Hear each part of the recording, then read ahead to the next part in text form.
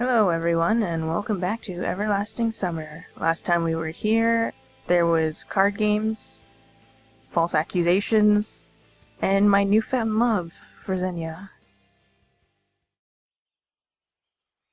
Slipping outside, I hesitated for a moment and ran into Electronik. Looks like he was working till late at the club. Where's the fire? Fire? My shuttle is leaving in 10 minutes. What? Hey, wait.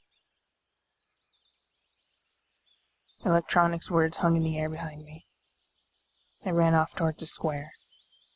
It's definitely not the best place to hide.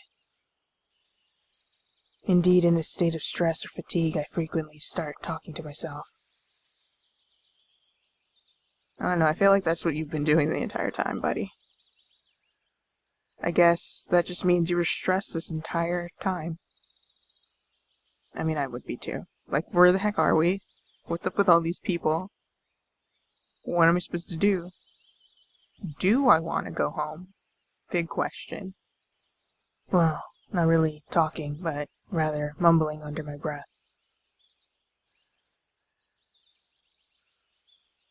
It helps me to concentrate and find the right solution quickly. Okay, where to next? Where should I go? The best place would be the one with the least amount of people. Consequently, my way lies in the woods. Half a minute later, I was already relaxing, sitting on a stump near the forest trail. This would be a good place to just run away from everyone every day. Take a nap. That was one hell of a getaway. I hope that will teach Uliana to behave. Indeed, she's not a child anymore. Alright. Didn't we ditch Uliana? That's what we did, didn't we? Well, sad but true. Not a child anymore. Now, a thought crossed my mind. I might have sort of mishandled the whole situation. A fair share of that broken tableware is because of me. Moreover, one might mention that I didn't have to engage in that mess at the beginning. It got me thinking. How's the weather? Slavya stood right before me. How does she manage to sneak up unnoticed? Thank goodness, it's not Olga Dmitrievna. Fine. Those were the only words I managed to squeeze out myself. I thought I'd find you here. Why? I'm not sure, it's just... She looked up at the sky. There are fewer people around here. Does Slavya really think I have some sort of social phobia? On second thoughts, she actually has a good reason to think so. And what are you doing here? Looking for you. She smiled again. Well, this time her smile looked a bit different. A little friendlier, I guess. Me? Why? Can't you guess? I braced and prepared for a harsh lecture. I understand that you're guilty, to a lesser degree than Uliana. Now the camp leader's assistant is defending me. I felt even more pathetic. Damn, get serious. We're not playing bad cop, good cop here. But if I grant that you aren't gonna help her, you can at least help me. Oh, nope. I'm gonna back away from that. I got other things to do. Saying that, Slavya looked up at the sky yet again. I wonder what she's looking for up there. And what do I need to do? We have to reorganize the books at the library. It's way better than disciplinary enslavement towards Uliana. And anyway, it was an offer I couldn't refuse. I'm all at your service, mademoiselle, or madam. She laughed. Then follow me, monsieur. In a couple of minutes we were at the library. All the way I kept looking around in fear of meeting Olga Dmitrinov. I'm trying. It looks like Slavya didn't notice my anxiety. And still, it's quite odd that she hasn't scolded me. Well, if we were to continue our analogy, Slavya's definitely the good cop.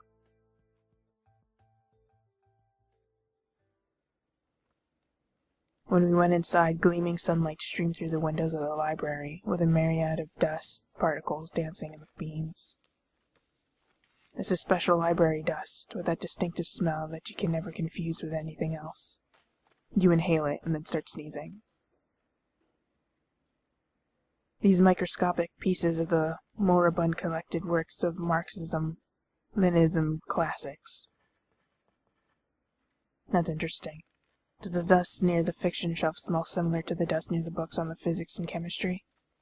Ah, time to test. Experiment. Just leave Slavya there. You start with those rolls. Slavya pointed at the bookshelf near Lenin's sculpted head. Okay, but what exactly do I have to do?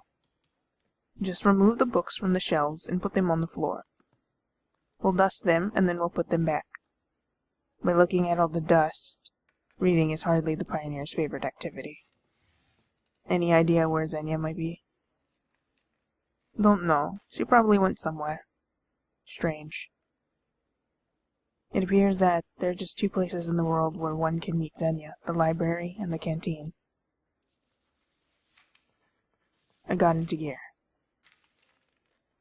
I guess I've never handled so many books at one time in my life. Anyway, I'm much more used to reading from a computer screen or a tablet. I don't know. There's something about books that's really nice. I just really like paper. The feel of paper and just the sound paper makes. It's really nice to have. I wouldn't really like reading digitally all that much. But then again, I really like just having physical copies of stuff. It's so much better. Firstly, there's no need to pay for electronic books, and secondly, you cannot find everything in printed form. How's it going? Asked Slavya, standing behind the bookshelves. It's okay. It's going little by little. Have you read anything about that? About what? Well, about communism. No, I'm kinda more into historical books. And adventures. Me too. Well, historical literature wasn't exactly my favorite, but the class struggle under socialism was definitely no match for it. Hey, don't hold a grudge against Uliana. I don't. I do. Indeed, I felt that my ego had mostly recovered from the incident at the canteen. Besides, I managed to cleanse myself of the lunch leftovers in a forest lake. It's not like she's doing all that out of spite. Out of spite or not, one should think through one's own actions. Oh, whatever. I kept moving around dozens of books written by people totally unknown to me. I'm gonna forget who they are in a minute, and I'll never get to know what they were writing about. That is the doom of many writers, to become a forsaken set of letters and a hard cover on a bookshelf in the library of a non-existent pioneer camp's reality. Have you finished? Yeah, I think so. Me too. Okay, let's do it this way. I'll wipe them down and you put them back on the shelves. But I don't remember what order they were placed in before. It's okay. Nobody reads them anyway. Considering that Xenia's like the librarian master, she might mind. I don't know. Gotta be honest, that also partly, like, if I'm gonna organize it, might as well do it right. It looks like she has a smile for every occasion. A couple of times I've noticed slight differences, shades of emotion in that smile. Joy, happiness, sadness. But these shades were so evanescent, I wasn't really sure that I'm not imagining things. This time her smile looked a little flirty. Yeah, probably. At least I wouldn't be reading this stuff. Slavya was wiping the covers with a damp cloth, and I was putting the books back on the shelf. We were a good team. Our job was almost done. Why didn't you take anything from the upper shelves? Upper shelves? I looked up. I'm sorry, I hadn't noticed them. Alright, it's alright. Wait a moment. I'll bring the chair. Even with my rather considerable stature, I wouldn't be able to get them. I stood on the chair and proceeded to remove the books from the shelves and pass them to Slavya. After a while, there were only about a dozen books left on the furthest end of the shelf. It looked to me like it wouldn't be hard to reach that far. I just like the thought of the background sound, that there's somebody in the corner of the room just constantly flipping through pages. I've always been the type to take a larger bite rather than biting twice. And taking that bite without moving the chair under me became a fatal error. You know what, Sam? It's like, I don't want to have to get off the chair, move it, grab the stuff, get off the chair again. I just want to get it from this one position.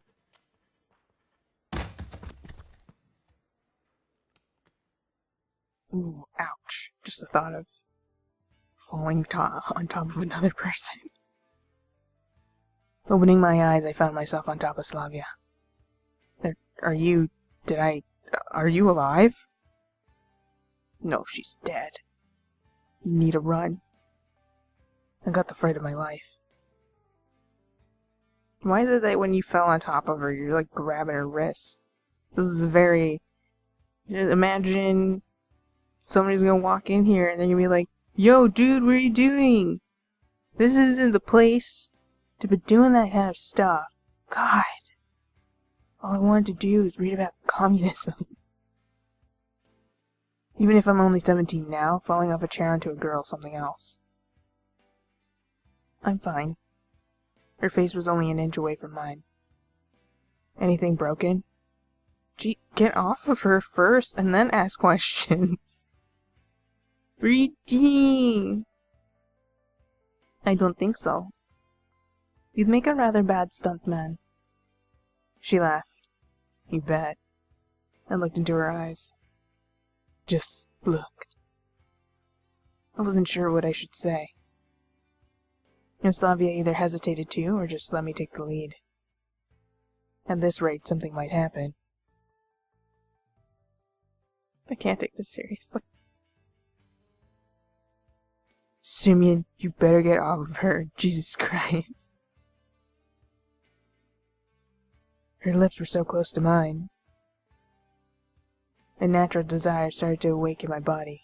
But was it right? I had the urge to stand up, but was unable to do so. Slavya was just lying in silence and looking at me straight in the eyes. Your full weight is on top of her, man. Get off of her. All of a sudden, I noticed a bell ringing on the edge of my hearing.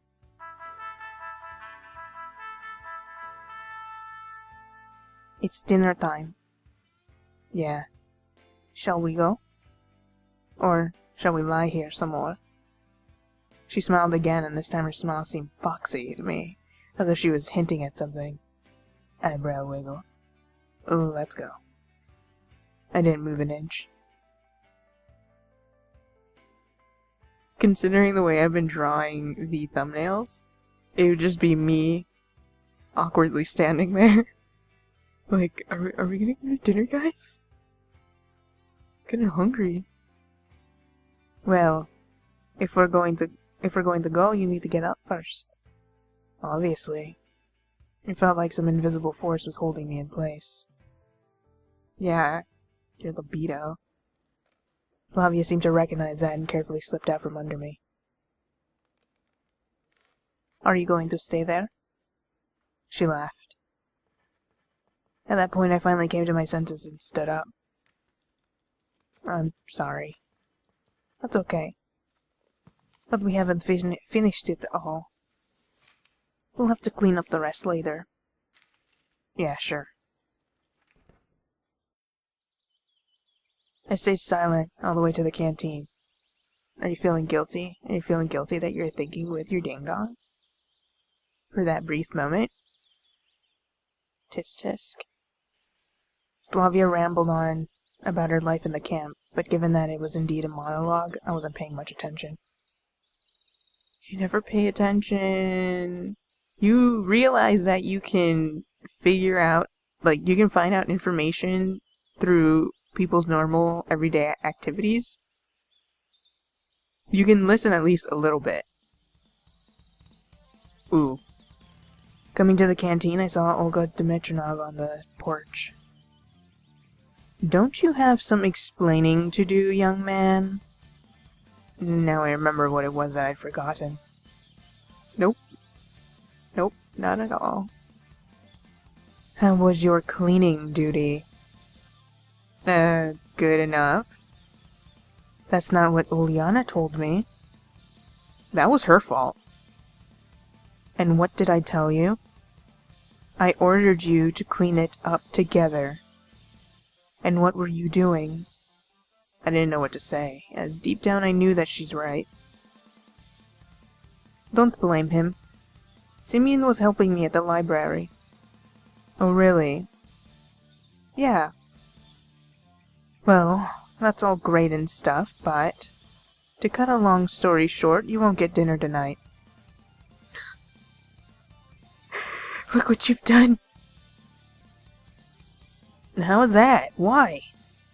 I protested. However, my protest looked more like a demand for a refill at the prison mess hall, bold and daring, but so stupid and counterproductive. Hopefully, that will teach you a lesson. At that instant, Olga Dimitrovna looked more like an ancient Roman legionary commander than a tiny pioneer camp leader. I had no idea how to oppose her. Forgive him, and hold me responsible. The camp leader took her time to think it over. All right, if you say so. Thanks. Thanks. You're so lucky that Slavya likes you enough, 'cause we would've just went out with no dinner. We would've been sad boys. We hurried inside. Well, I'm gonna join the girls. We had a prior arrangement. Take care. She smiled and waved her goodbyes. Seriously, where would I be without her? In here not eating, or, outside not eating? Both of those things, all options, no eating. There were no free places near Slavya, and besides, I hadn't been introduced to her friends. It seems that I'll have to share a dinner table with Electronik and Shurik. I don't know why, that seems like you don't want to sit next to them.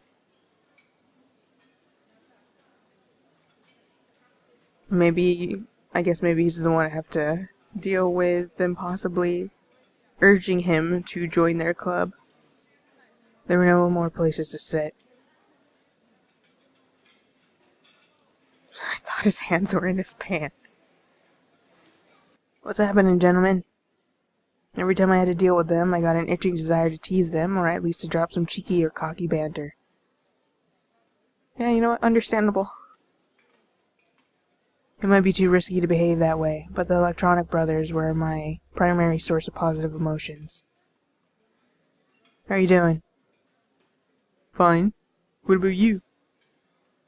Hits and misses. Oh god, Shurik's voice. Did something happen? I don't remember what it was. Lots of stuff. Mind sharing? Nah, some other time maybe. Suit yourself. I vaguely remember it was supposed to be, as ridiculously deep as I could go. But I don't remember if he had an accent or something. He made a helpless gesture. We're going to the ball after dinner. Electronik giggled. I know that. Who would you want to ask out? I hadn't thought about it yet. What about you? I... It seemed that this question caught him off guard. Ask Oleana, that would make her happy. No thanks. Electronik fiercely waved his hands. And you, Shurik? You gotta ask Alisa out.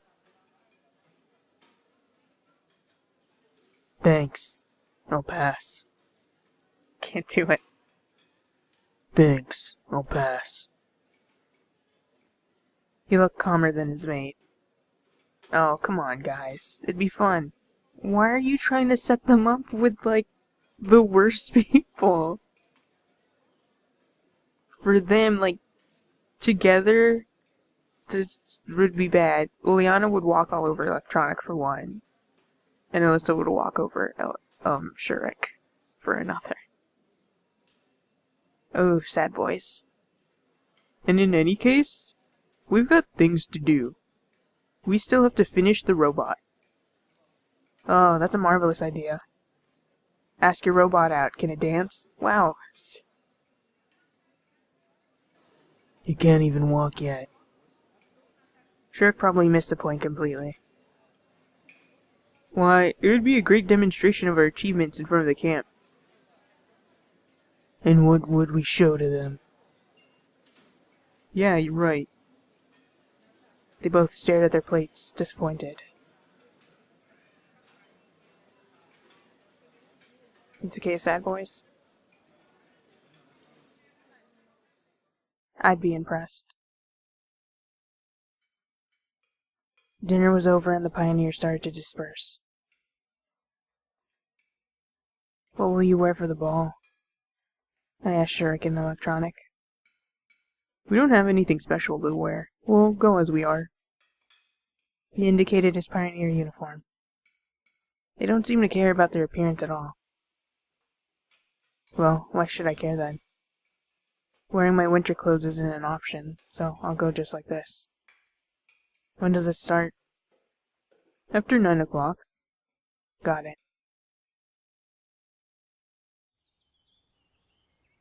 Dang, it starts late. Like, how long is it gonna go?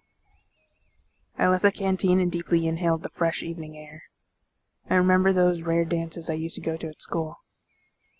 Hesitation, insecurity, even fear. I couldn't dance, didn't know how to react if someone had invited me. I wouldn't dare to invite someone myself. I mean, go with your friends, and it really doesn't matter if you can't dance, because, honestly, nobody on the dance floor, really. No one can dance. It's just a lot of arm movements, swaying. Just, attempt to go at the beat, and you'll be fine. If it really matters, don't stay on the edge, just go into the crowd. No one will really notice. You'll be fine. All in all, I felt pretty uncomfortable about it. And it was even more unpleasant to watch others having fun. It wasn't envy. More like it was a disconcerting feeling that people were able to enjoy something so odd for me. I thought that there was still lots of time till the ball so I could sleep a little to be fresh in the evening. Entering the camp leader's cabin, I flopped onto the bed and instantly shut my eyes.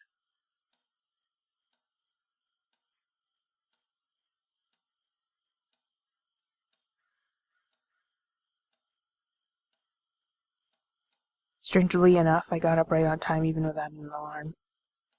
The clock was showing 9. Such a rare thing to happen. I felt sluggish, though. Probably it wasn't the best idea to sleep during the day after all. Well, I have to go. In a couple of minutes I was standing at the square. The loudspeakers and some DJ equipment were installed near the monument, and the trees were decorated with light strings. Ah, typical country ball. A lot of pioneers were around, but no familiar faces. No faces, in fact. It was terrifying. So I just sat on a bench and waited. I don't have to dance after all. Maybe I'll be able to just sit and chat with someone. Hey there, sad face. Aw, she's so trash. Oleana. Here to suggest something? Come on, let's dance. It's way too early. There isn't even any music yet. Make our own music. Doesn't make any sense. We're both making different sounds that don't match at all. Blah, you're boring. Yeah, I'm not the merriest person for such an event. I mean, I wouldn't really want to dance either to no music. That's kind of awkward. She ran away. So, Oleana did wear something like an evening dress. Pretty funny. She's cute, leave her alone. For that moment. Only that moment. Besides, she looks fine. Hi. Still won't forgive her, though. Slavya. Hey. She sat down by my side. How's the evening? Fine. Why are you so sad? I'm not. Okay, well, dancing will surely cheer you up. Maybe. Don't forget to save one dance for me. She laughed and ran towards the music equipment. The situation was getting serious. I wouldn't be able to sit through the whole dance party. She always looks so mad. Hi. Lena came... Was it Lena? Shifty eyes. Lena came closer. Oh, hi, you're here too. Is that such a wonder? Yes. Oh no. Is she mad? 'Cause didn't we have to help her with, like, the nurse thing? And didn't even get an option to do that. Okay. Gonna light this party up? The joke fell flat. Lena blushed and looked down. Well, maybe that's not the best idea, setting things on fire. That's what you think. Okay, then I guess I'll... Yeah. Awkward. Every time you talk to her, it's so awkward. She left.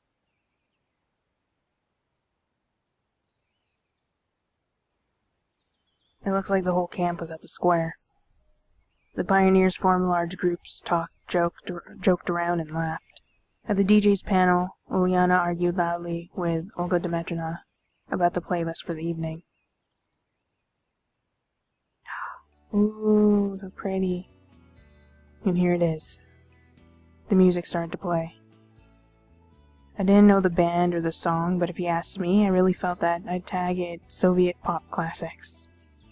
The pioneers just stood there for some time as if not hearing the music. It's always hard to make the first step, especially if you're pretty sure that you'll be the only one who would take it. Oleana seemed not to grasp that simple truth. She reached the center of the square with a few bounds and cried out loud. What are you standing around for? And started to wiggle ridiculously. Wiggle is the exact word. You wouldn't find a better one. It looked so silly and funny that I couldn't resist laughing. She noticed it. Hey, Semyon! I pretended I couldn't hear her. Stop pretending, come over here. I kept ignoring her. Come on. This is the only time she's being actually nice to us. The pioneers slowly realized that they weren't too sexy for this party and started to dance. It looked really silly from my point of view, shaking one's arms and legs at the beat of long-forgotten hits. Come on, get real. Of course, I couldn't dance at all, but this thing couldn't be called a dance either. Don't judge, you're not even up there. You're just having fun. Hey, Semyon. What are you sitting there for? Don't you want to dance? I was so deep in thought that I hadn't even noticed Slavya. Not really. Are you sure? She smiled. Maybe later. Damn, what am I even doing here? One more invitation to dance would completely ruin my pride.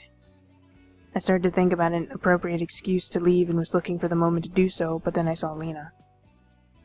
She was slowly heading my way. Oh, jeez.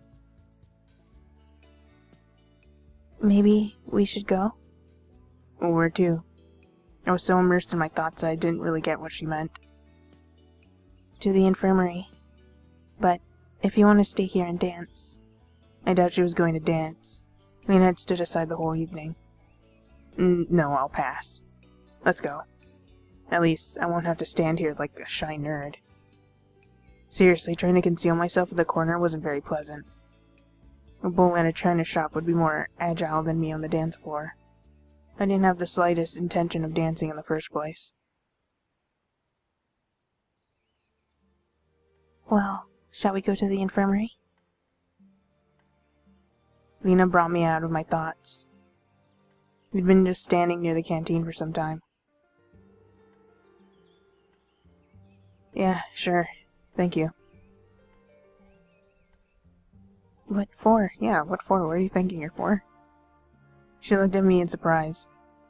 Well, for getting me out of there. I shouldn't have told her that dancing isn't my thing.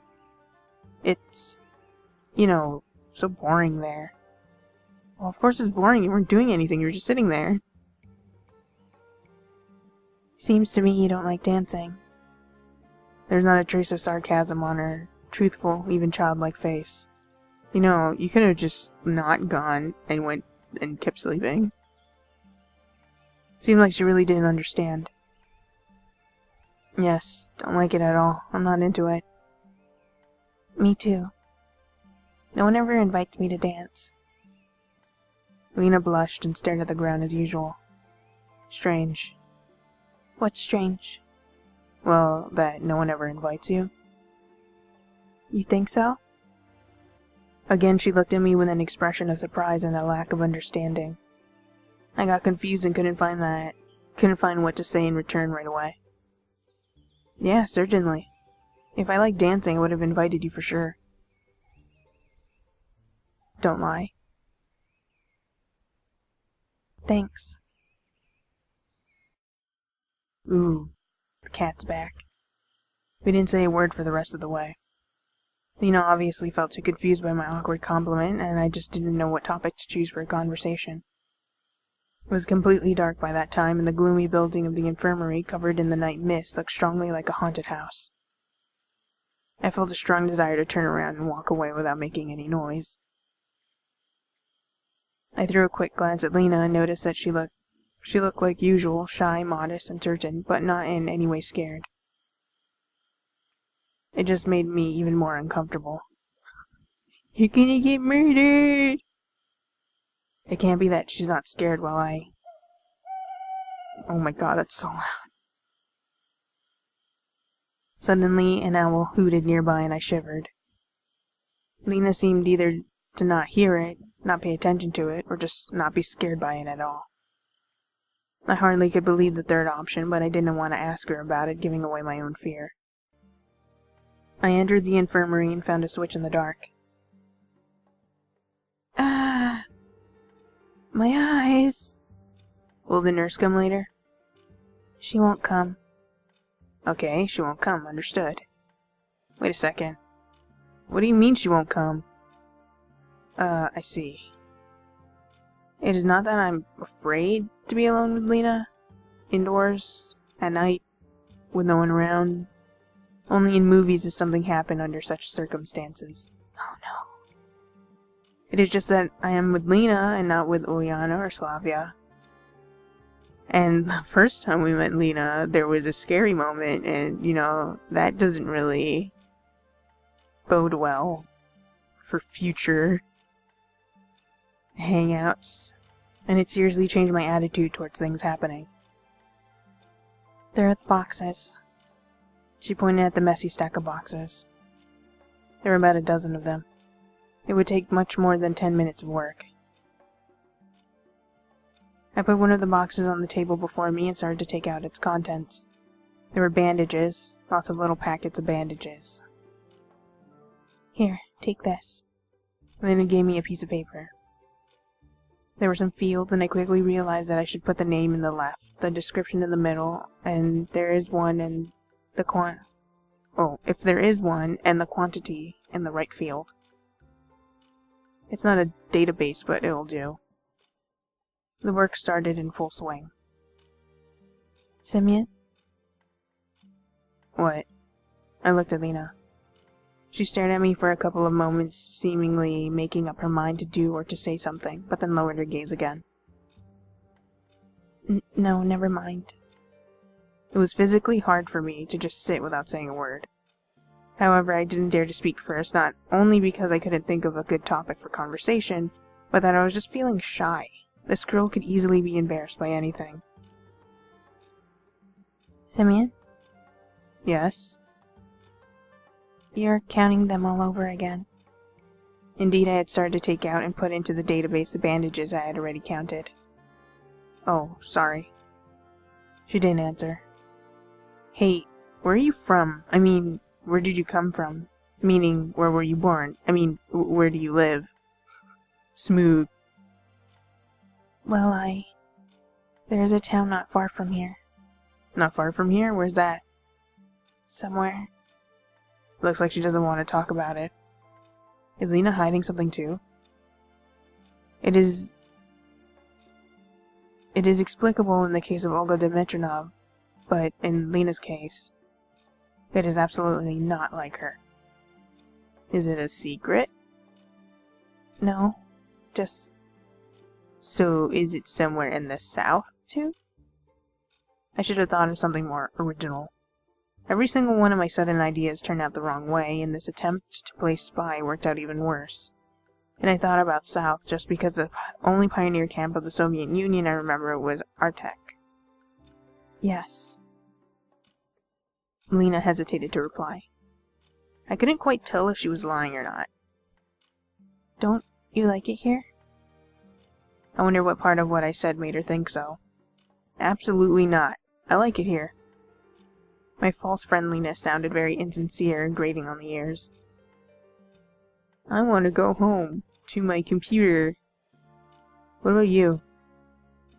I like it. It's calm here. There's lots of books in the library.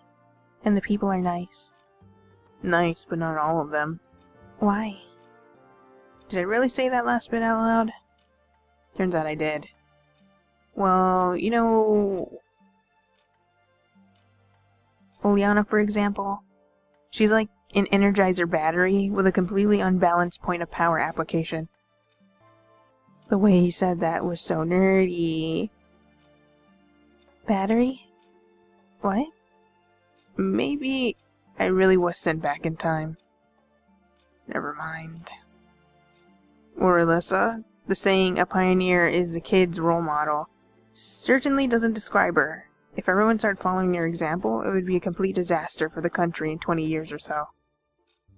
However, thinking about it now, you can draw the conclusion that everybody did follow the example of Alisa. Oh, Jesus. What? Yeah. Alisa oh my goodness. No amount of listening to this name is gonna flow properly from my tongue. In the 80s, where I probably am right now. If she's not like that, actually. Not like that? Not like what? Not like what you said about her? To begin with, I hadn't said anything. I just stated the fact that she's not the best example to follow. Well, maybe. Sounds like you know her well enough. Probably. I asked that question only to keep the conversation going and didn't expect an answer like that. Alisa and Lena were so different. The idea that they could be close was unbelievable for me. We came from the same town. As if she had foreseen my question. We have common friends, even though Alisa is 1 year older. Okay, it's a little bit strange. Oh, not like that. I'm just surprised. Everyone gets surprised. Lena smiled a bit. I took the second box. Analgium, activated charcoal, analgium, activated charcoal, saline solution, potassium, permanganate. Oh my god. For whatever. Something. More medicine. Other things. More medicine. Lena always spoke in simple sentences. How can I communicate with her if every conversation turns into a monologue or just an awkward silence? I wasn't quite satisfied with such a state of things. Sometimes it looked like she's hiding something behind her mask of shyness. But what? A murder. A murderous murder. You know, I read a book not that long ago. Do you like science fiction? Not much. Damn, another failure. Thanks, Lena. We're trying to keep a conversation. The least you could do is try.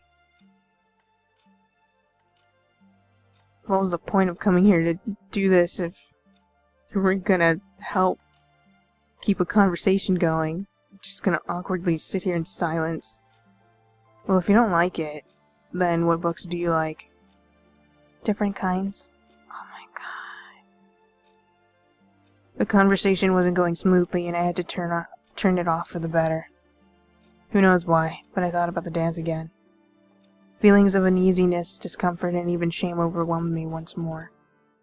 Looks like I'm not that different from Lena when it comes to such things. I am shy and afraid of things I don't understand or can't do. I should probably overcome my own fears before anything else. And this will help me to understand her better. I made up my mind.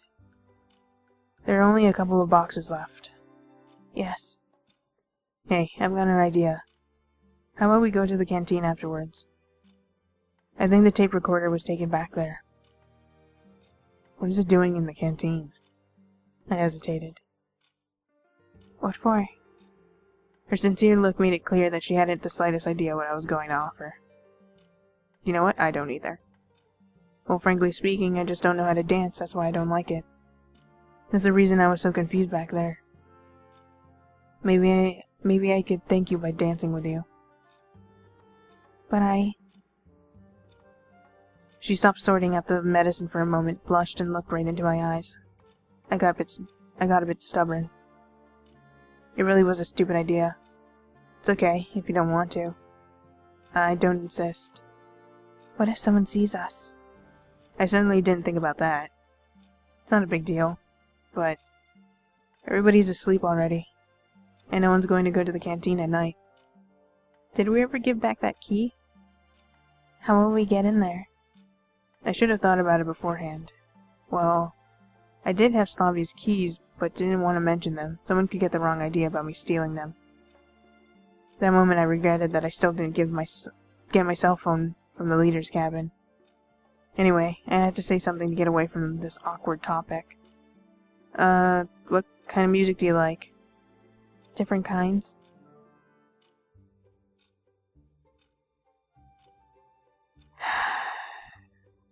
Lena is not very fun to talk to.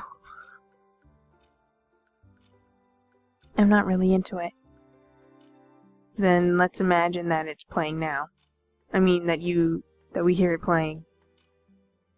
How's that? Like it plays in your head. You know, imagination. I still remember the melody the pioneers were dancing to. The music and words were really clear in my memory. I'm not sure I can do it. You can just try. Probably. I've got her consent. In Lena's case, even that probably can be considered yes.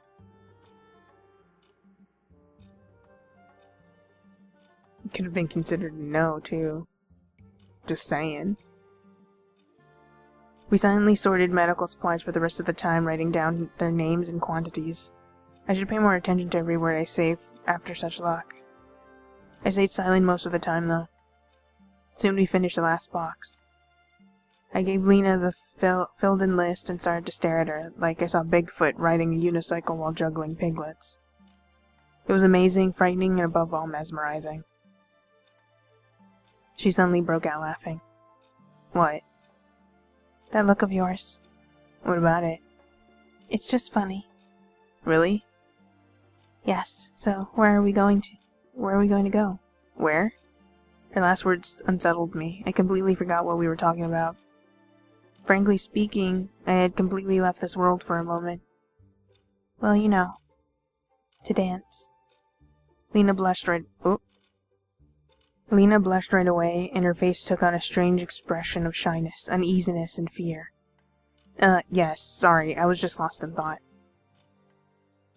Let's go to the pier. I don't know why I chose that place. Been there like once, I think. Maybe because you could run into a pioneer at the square in the residential area, or near the canteen, but not on the pier. That's what I thought, at least. Or maybe because of the large, bright moon reflecting on the water in the night. And it is a full moon today. I don't know how, but the solution just offered itself. If you don't like it, then we can... No, that's a really nice place. Lena locked the door and we made our way to the pier. Night fell on the sleeping camp. Should we follow the road? Why? It'd be faster through the forest. There's a nice path there. It's dark there. Are you afraid? Not really. If you want to. Okay. But can I... Whoa, what is up with your boobie? That's weird. His face. Without finishing, she grabbed onto my arm. Is it okay with you? Now it was my turn to blush. Of course. We walked through the forest. It was hardly a forest, though. More like a small grove between the camp and the pier. After 100 meters long, I would never think that there would be anything to be afraid of, even on my own. But it just seemed like Lena's fear was contagious. The branches swayed over us. I shuddered and Lena clung to my arm even more strongly. Don't be afraid. It must be a squirrel. It's just me, walking blindly through the dark. Yeah. We reached the pier. The night was really beautiful.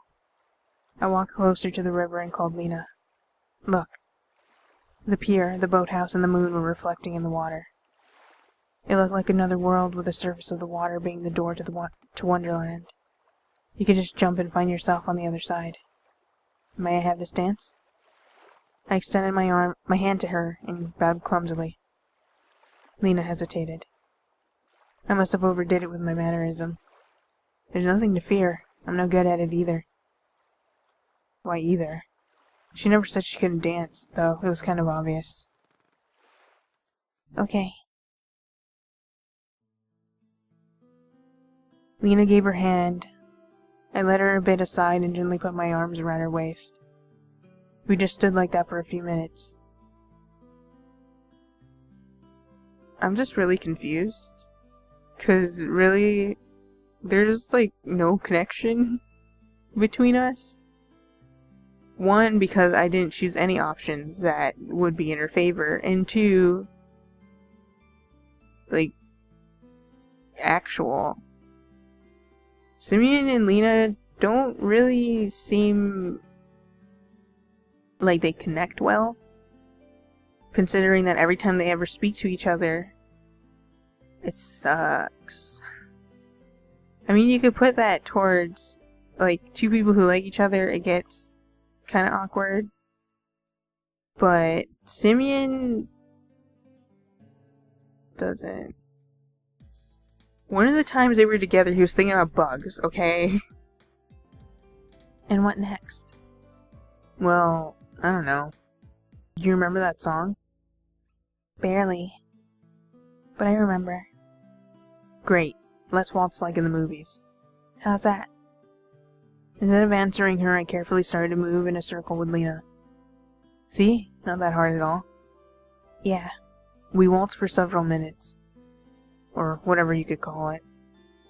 I felt her warmth, though we were not that close to each other. Her chest heaved heavily and her face started to blush more and more. Lena didn't look at me, averting her eyes from one side to the other.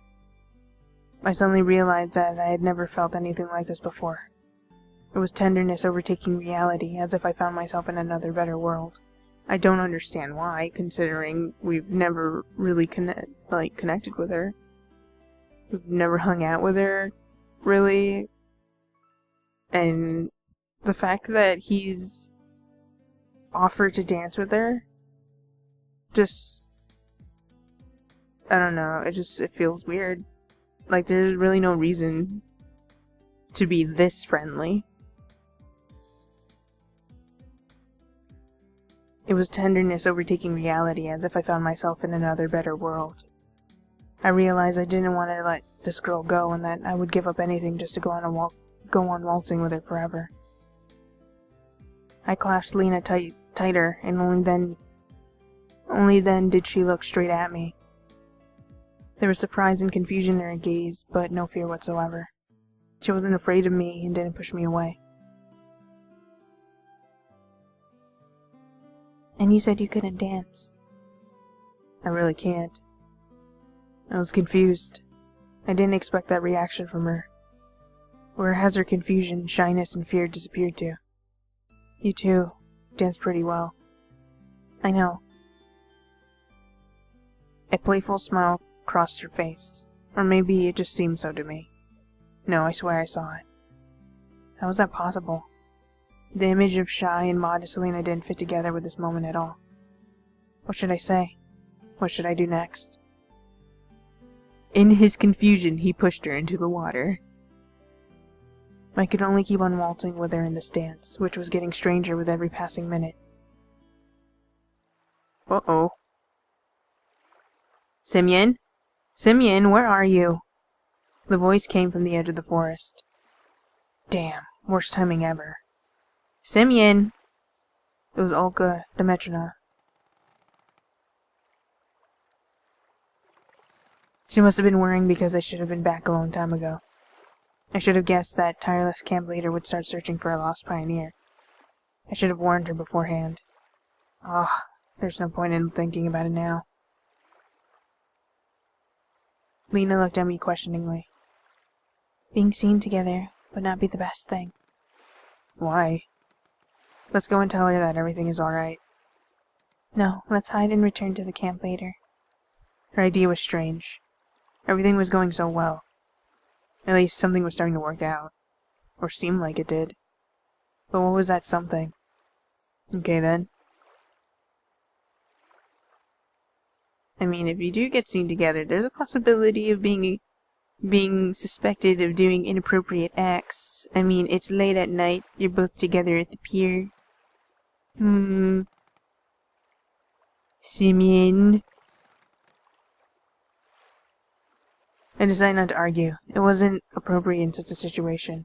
Olga Dmitrievna shouted for a while and left. Let's go.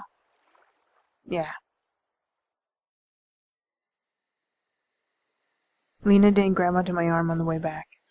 I was a little bit frustrated, but wasn't certain enough to take the first step. He's like, I finally got a girl. And it was ruined.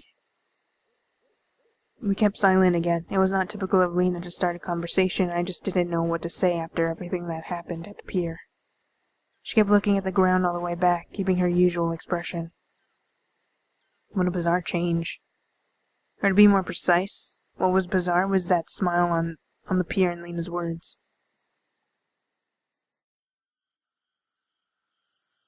She stopped at the square. Well, I have to go. Okay. Thank you for today. Yeah.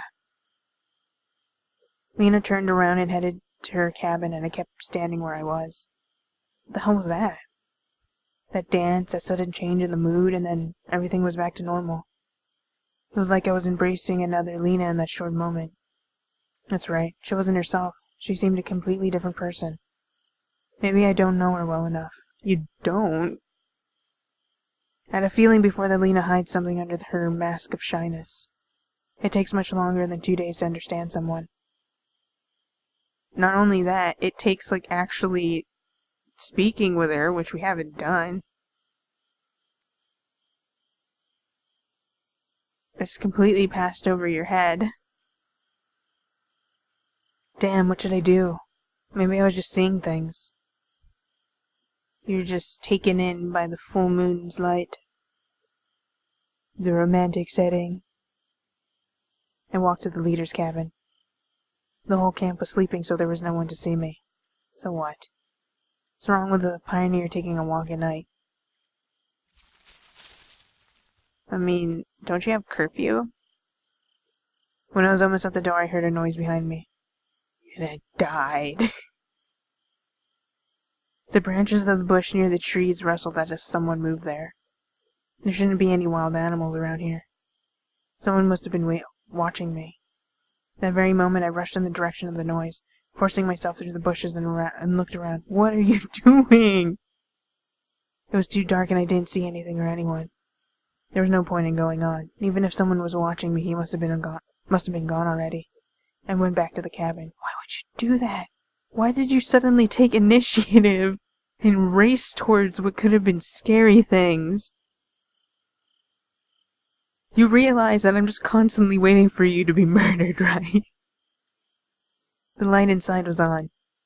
Looks like she's still awake.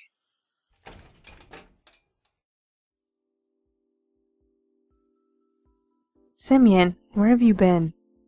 What do you mean, where? Me and Lena had been sorting medical supplies in the infirmary. I told you before that I would do that in the evening. Really? When was that? Took you long enough. I was in the infirmary about half an hour ago. It was closed and the lights were off. Well, we decided to take a little walk. I'm fretting about you while you're out having a walk. Well, sorry. I'll let you know beforehand next time. Please do. Go to bed, it's late. I can't help agreeing with her. I'm surprised she's still in her evening gown.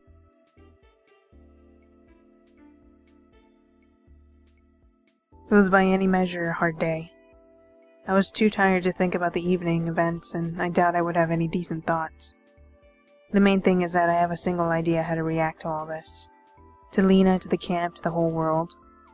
I practically haven't spent even a minute on looking for answers. Yeah, because you don't like to listen to people. Moreover, I've been avoiding it as if the possible discovery scared me. I mean, you tried, but you don't try hard enough. And you already know that they won't answer you directly, and you just kinda you don't care. You just keep going with the same method. You dummy. And Lena, the time I spent with her was much more important than any of my attempts to return to the real world.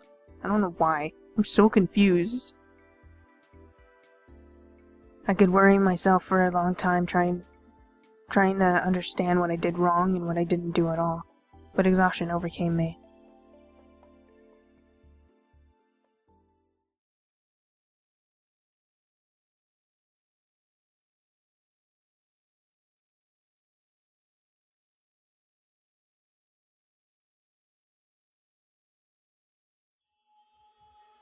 Oh, Jesus.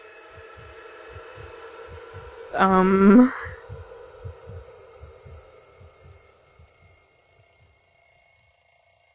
woke up with a hellish ringing inside my head. The ringing seemed to be coming from the depths of my consciousness. But after I came to my senses, I realized that the cause of this ringing is my alarm clock. Strange. Where did it come from? Why is it standing near my bed? It was half past 7 according to the clock. Olga Dmitrina had already left, and there was nobody to force me to go to the lineup. Thus I can sleep a bit more. I closed my eyes, but seemed like my consciousness had already had its coffee and was ready for a long, productive day. I need to get up. I should plan my day out after all. After all, I need to at least find out something today. But still nothing came to my head. Fine. I need to wake up completely and wash myself.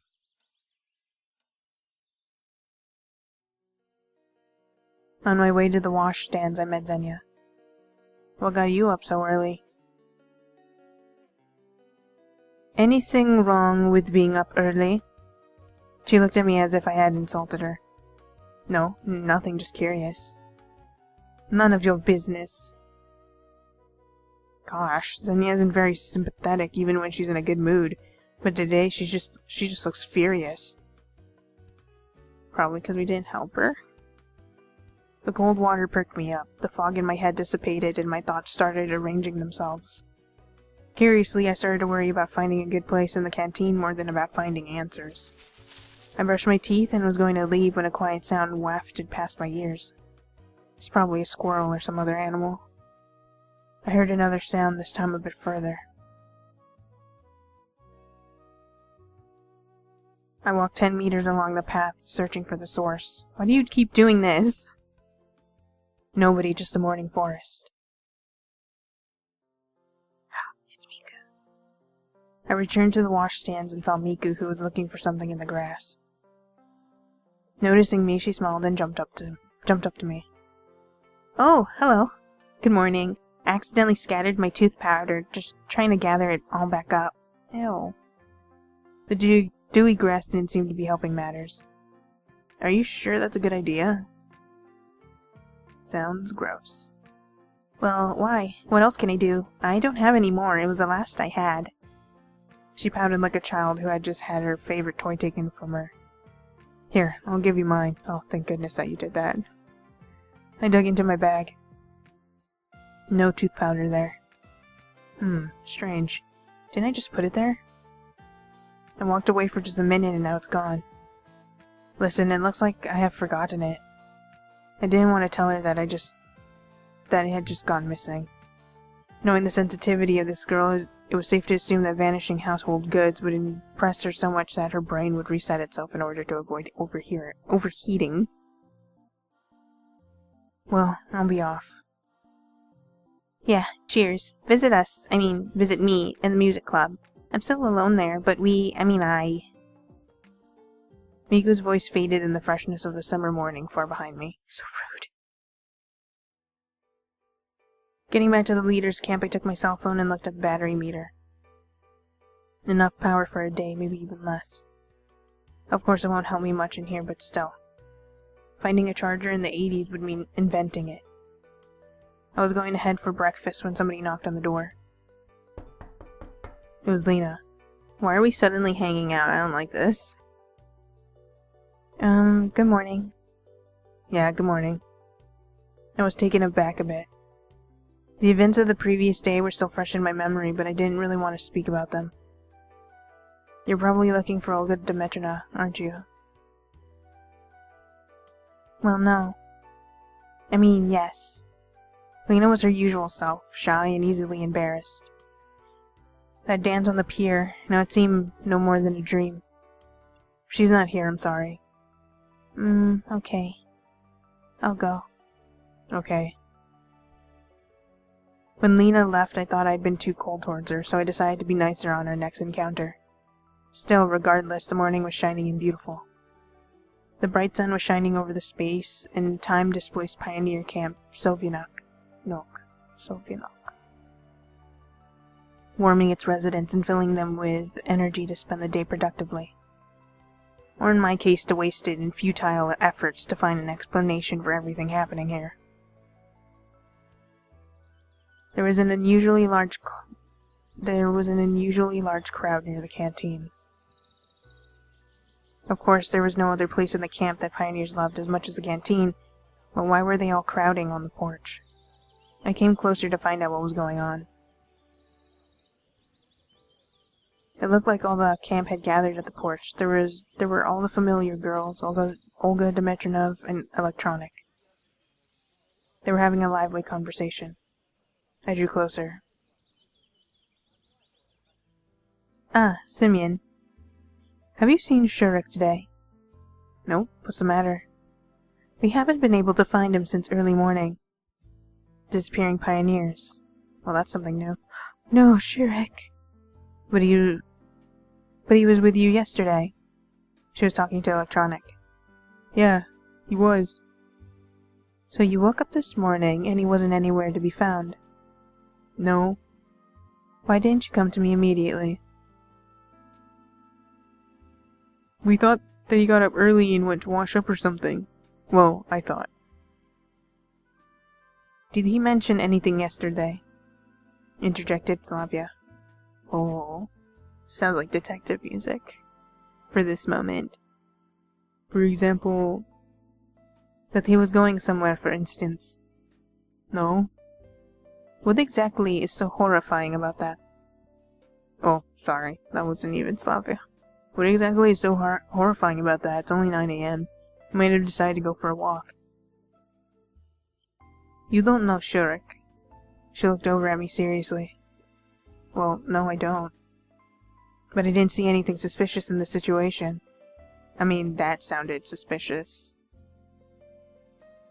Okay, let's start panicking. Let's stop panicking, please. We'll find him. How could he miss breakfast? Lena grinned. Exactly. Time to eat anyway. The pioneers proceeded into the canteen. Yet again I had no choice where to fit in. The only free place was at the table with Alisa and Lena. Take a seat. She pointed at the chair next to her. Oh my god, why? I sat down. I'm scared.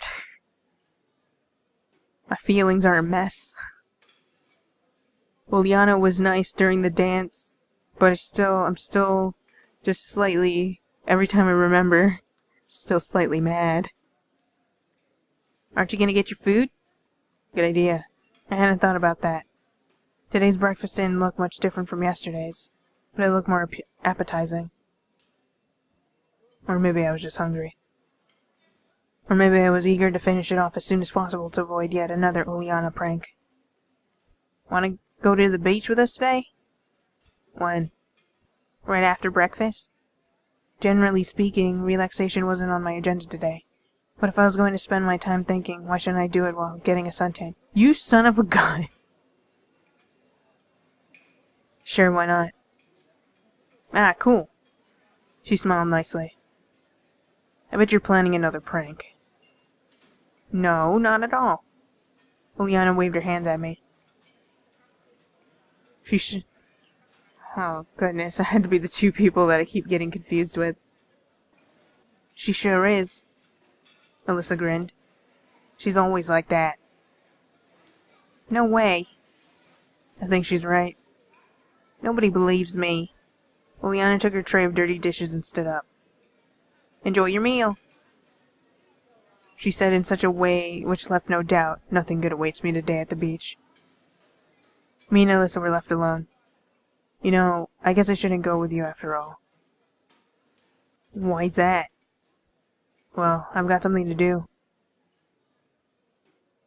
And what exactly would that be? I was having barely any issue with Lena's accent, and now I'm having issue with Alisa's. She looked at my eyes, and I couldn't even find an appropriate excuse. I don't even have any swimsuit. I don't have a swimsuit. Try mine. It's just a picture of him in a bikini. No.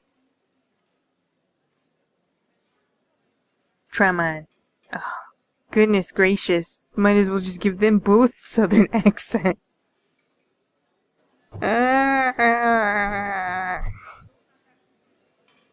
You think it will fit me? Give it a try. I don't. I hate this so much. It is so frustrating. I don't think it's worth the effort. Don't be a wimp. We'll find you some swimming trunks. Those words only added to my fear. Wait for me by the canteen. I'll be back soon. Okay? There's nothing wrong with waiting for her, is there? Finishing breakfast, I left the building and sat on the stairs.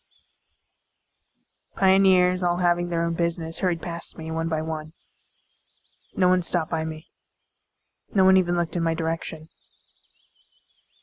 It seemed they didn't consider me a stranger, but exactly the opposite. Just another teenager their age, their comrade, you could say. I got myself thinking that I had started to consider this camp and its inhabitants with not as much caution as I had on the first day.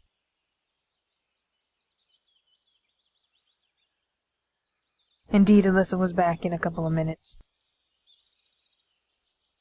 Ready? Ready for what? She gave me the trunks. Though, you could hardly call them trunks. They look like pink boxers decorated with butterflies and flowers. Actually, they were boxers. I'm almost afraid to ask, but where did you get these? Too scared to put them on? Well, you know, I haven't the slightest intention of doing so. I appreciated her joke, but wasn't going to make myself a laughing stock. Put them on, she said roughly. Why don't you try them on instead of me? I think the color of the swimsuit would set off your eyes very nicely.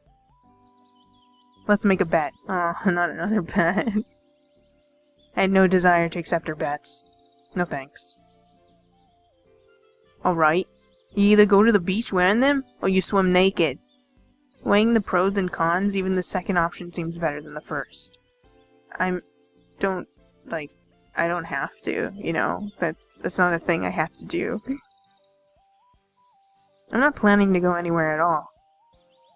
Then I'll tell everyone that you left these trunks in my cabin. Why do you always do this, Alisa? You know, Lena tried to back you up, but you're just a knot. Why would I do that? How should I know? She burst into laughter. I didn't want to argue with Alisa, so I decided to go to the beach in the end. But not in those flamboyant trunks. Okay, I'll be there in 10 minutes. Don't be late. She ran off after saying that. I dragged my feet to the leader's cabin to get a towel and to hopefully find something like trunks. Olga Dmitrievna was waiting for me in the room. Semyon, did you hear anything about Shurik? Same as half an hour ago. I walked to my bed and took out a towel. Are you going somewhere? Yeah, to the beach. Wait, do you have swimming trunks? You came here without any luggage, as I recall. Strange that fact didn't seem to surprise her during our first encounter. No. So what will you wear? Good question. What? I'm going naked. I don't know. Wait a minute. She walked to the wardrobe and unlocked a drawer. In a moment she had a pair of normal black trunks. Where did she get those? More importantly, why? Someone from the previous session might have forgotten them. Considering all the strange things in this camp, it wasn't really surprising to find men's swimming trunks in Olga Dmitrievna's room. Thanks. The trunks were just my size. Thanks, you good. I got changed behind the cabin and went to the beach. A lot of pioneers had already gathered there, but I recognized only Alisa and Uliana. Come here! I walked over to them and sat on the sand. I see you found something better. She stared at my trunks and smirked. As you can see. Come on, let's swim. I should just stop here now. I'm technically not as mad with Uliana as I was before, mainly because I had time away, and I don't hold a grudge like that. I mean, she's been pretty okay from the dance onwards, but, you know, I mean, she's probably gonna pull another prank, considering, I mean, she has no reason not to pull a prank. Though, I don't understand Alisa. I don't know what's going on with that.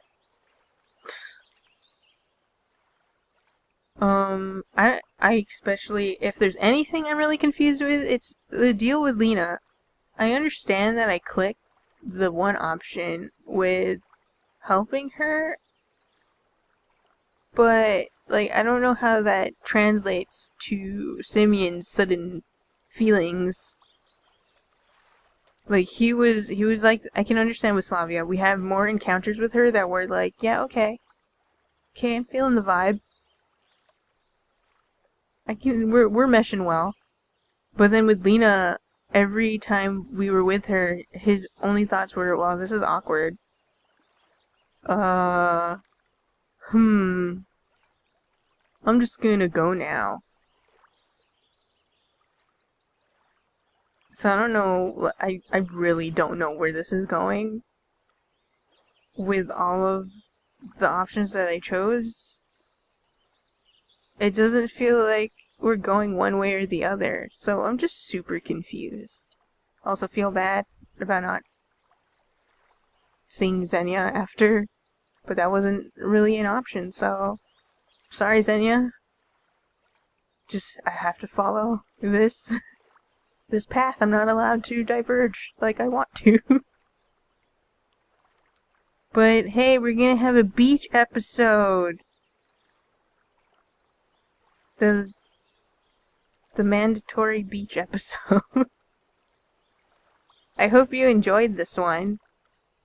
I'm scared about Shurik. I don't know what's going on with that. That's a thing that I almost forgot to mention. Like, what is going on with that?